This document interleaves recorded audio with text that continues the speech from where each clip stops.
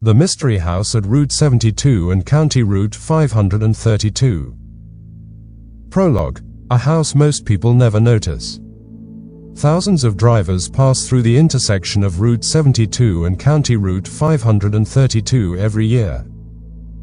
They are heading toward Long Beach Island, crossing the Pine Barrens, commuting to work, or traveling through the endless forests of Burlington and Ocean counties. Few pay attention to the weathered structures hidden beyond the trees. Yet among the pines near this crossroads sits an abandoned house that has become a curiosity for explorers, photographers, and locals. Unlike famous ruins such as Harrisville or Brooksbrae, this building has no official historical marker, no preserved records, and no museum dedicated to its story. Instead, it exists in a strange gray area between history and mystery. To understand the house, one must first understand the land around it. Route 72 and Route 532 cut through some of the most remote sections of New Jersey's Pine Barrens, a region of forests, cedar swamps, forgotten railroads, and vanished communities. The roads themselves follow routes that have connected Pine Barrens settlements for generations. Chapter 1. Before the house. Long before highways crossed this region, the Pine Barrens were home to scattered villages and industries. Throughout the 1700s and 1800s, the forest supplied charcoal, iron ore, timber, and glass-making materials. Roads were little more than sandy wagon trails connecting isolated communities. Families often lived miles apart. A farmhouse might stand alone in a sea of pine trees. The nearest neighbor could be several miles away. The intersection that would eventually become Route 72 and Route 532 was once simply another crossing point within a vast wilderness. The surrounding forests remained largely undeveloped even as New Jersey's cities grew elsewhere. The land was quiet. Wind moved through the pines. Cranberry bogs reflected the sky. For decades, little changed. Chapter 2. The Construction Era. The abandoned house likely dates to the early or mid-20th century, when improved roads made remote parts of the Pine Barrens more accessible. Although definitive records are scarce, structures in this area commonly served one of several purposes. Family homes, forestry residences, hunting cabins, small farms, worker housing. The architecture suggests practicality rather than luxury. The builders were not trying to create a mansion. They were creating shelter. Materials were hauled in over sandy roads. Lumber came from local suppliers. Water was often drawn from wells. Heat came from wood stoves or oil furnaces. Life here required self-sufficiency. A trip to town could take hours. Winter storms isolated residents. Summer mosquitoes were relentless. Yet families adapted because Pine Barrens living offered something increasingly rare. Space. Silence. Freedom. Chapter 3. Life in the Pines. Imagine the house in its prime. Smoke rises from the chimney. A pickup truck sits outside. Children play beneath the trees. Laundry hangs on a clothesline. The sound of Route 72 is minimal because traffic remains light. At night, darkness blankets everything. The stars dominate the sky. Owls call from deep within the forest. The residents likely knew every trail, every cranberry bog, every sand road for miles around. This was a different New Jersey. Not the crowded suburbs most people imagine today. This was Pine Barrens, New Jersey. Wild and isolated. The house represented stability in a landscape that often felt untamed. Chapter 4.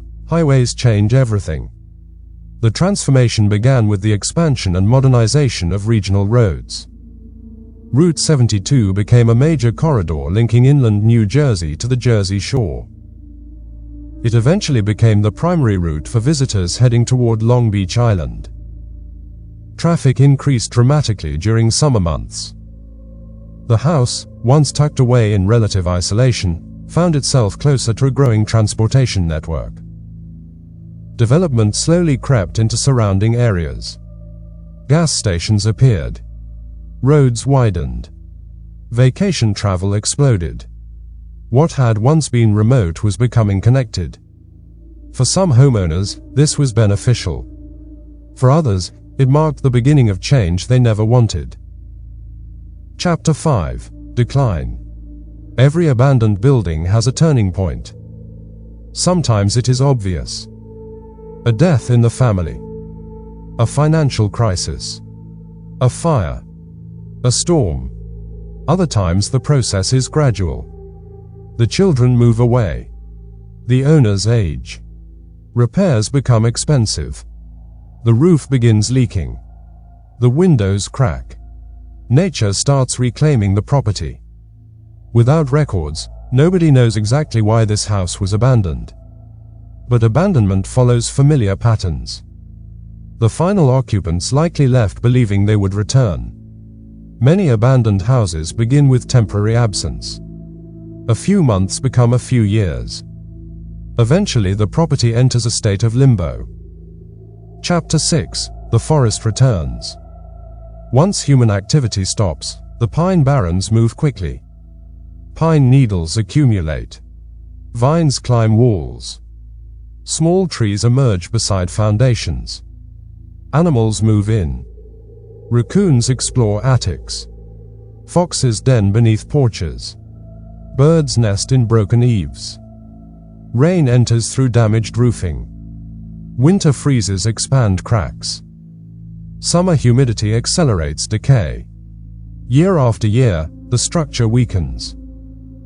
The forest patiently dismantles what people built. Nature works without hurry. But it never stops. Chapter 7: Forgotten Neighbors. One reason this house fascinates explorers is because it is not alone. The pine barrens are filled with forgotten places. Ghost towns. Abandoned railroads. Former industries. Lost homes. Nearby regions contain remnants of industrial operations, old railroad grades, and even former waste disposal sites that date back to the mid-20th century. The abandoned house becomes part of a larger landscape of disappearance. It is one chapter in a much bigger story. A story about people arriving, building, living, leaving, and being forgotten. Chapter 8: Modern Explorers. Today the house attracts attention from historians, photographers, and urban explorers. To many visitors, the structure feels frozen in time. Every room becomes a clue. Every peeling wall suggests a story. Every broken window raises questions. Who lived here? Why did they leave? What happened during the final days? The mystery itself becomes part of the attraction. Unlike famous historical sites, there is no official narrative. Visitors must construct the story from fragments. Chapter 9: The Future. Most abandoned houses face one of three destinies. Collapse. The building eventually succumbs to weather and time. Demolition. Authorities remove the structure for safety reasons. Rediscovery. Someone restores the property and gives it a new life. Which future awaits this particular house remains unknown. Each passing year pushes it further toward ruin. Yet its presence continues to spark curiosity. As long as the walls remain standing, the questions remain alive. Epilogue: A Silent Witness. The abandoned house near the intersection of Route 72 and Route 532 is not famous. It never produced iron. It never served as a military fort. It never appeared in history textbooks. Yet places like this are often the most human. They remind us that history is not only found in grand monuments. History also exists in ordinary homes. In kitchens where meals were cooked.